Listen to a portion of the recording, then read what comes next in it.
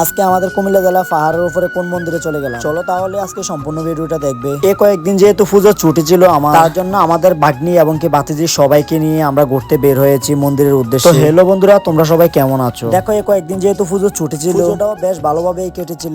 প্রায় অনেক জায়গায় আমরা ঘোরাঘুরি করেছি। আর মন্দিরে যেহেতু যাবো, অনেকক্ষণ দাঁড়িয়ে ছিলাম গাড়ির জন্য, তারপরে একটা অটোতে উঠে গেলাম আমরা সবাই। এদিকে আজ 2 দিন ধরে কিন্তু গলাটা এতটা ব্যথা করছে তোমাদের বলে বোঝাতে পারবো। তারপর কিন্তু ফাইনালি আমরা মন্দিরে চলে আসলাম। এটাই হচ্ছে মন্দিরের প্রথম গেট। তবে এই মন্দিরটি ছিল একেবারে পাহাড়ের উপর, সিঁড়ি দিয়ে উঠতে হয় এবং কি নামতে হয়। যেহেতু আমাদের সনাতনীদের এটা একটা তীর্থস্থান, সিঁড়ি দিয়ে ওঠার সময় যে কষ্টটা হয় এটাকে আমরা কষ্ট মনে করি। আর অনেকগুলো সিঁড়ি ওঠার পরে কিন্তু আমরা মন্দিরে চলে আসলাম। তোমরা হয়তো অনেকে এই মন্দিরটি আরো কয়েকবার দেখেছিলে। ফাইনালি দেখো ব্যাকগ্রাউন্ডের মন্দিরটা কতটা সুন্দর লাগছে। এটা হচ্ছে আমাদের বাড়ির কাছের একটা তীর্থস্থান। প্রতি বছর চৈত্র মাসে এখানে লক্ষ লক্ষ মানুষ আসে মন্দির দর্শন করার জন্য এবং কি আনন্দ করার জন্য। এই চণ্ডীমুড়া মন্দিরটি কিন্তু বাংলাদেশের কুমিল্লা জেলায় অবস্থিত। আর এটা বাংলাদেশের অন্যতম একটি প্রত্নতাত্ত্বিক স্থাপনা, আমাদের কুমিল্লার একটি দর্শনীয় স্থানও বটে। আর জানো তো বন্ধুরা, চণ্ডীমুড়ার 2টি মন্দির কিন্তু পাশাপাশি অবস্থিত। আর এই মন্দিরের উচ্চতা প্রায় 150 ফুটের উপরে। তবে এই মন্দিরের নিচ থেকে উঠতে ছোট বড় সবকিছু মিলিয়ে কিন্তু 180টার মতো সিঁড়ি। আর আমাদের লালমাই পাহাড়ের যেহেতু এটা অবস্থিত, আমাদের লালমাই পাহাড়ের ইতিহাস শুনলে তোমরা হয়তো অবাক হতে পারো। তাহলে তোমাদেরকে একটু শুনিয়ে দেই। আমাদের লালমাই পাহাড়ের বয়স হচ্ছে 3.5 কোটি বছর। কেন বলছি এই কথা তাহলে তোমরা শোনো। এই ময়নামতি লালমাই পাহাড় পূর্বে রোহিতগিরি বা লোহিতগিরি পর্বত নামে পরিচিত ছিল। দেখো বলতে গেলে কিন্তু অনেক হিস্টোরি আছে এই মন্দিরের, যেটা হয়তো আমার অতটা জানা নেই। তারপর এদিকে দেখি আমার মামুনি দান বক্সের কাছে জানি কি করছে। তবে জিজ্ঞেস করাতে মামুনি বলছিল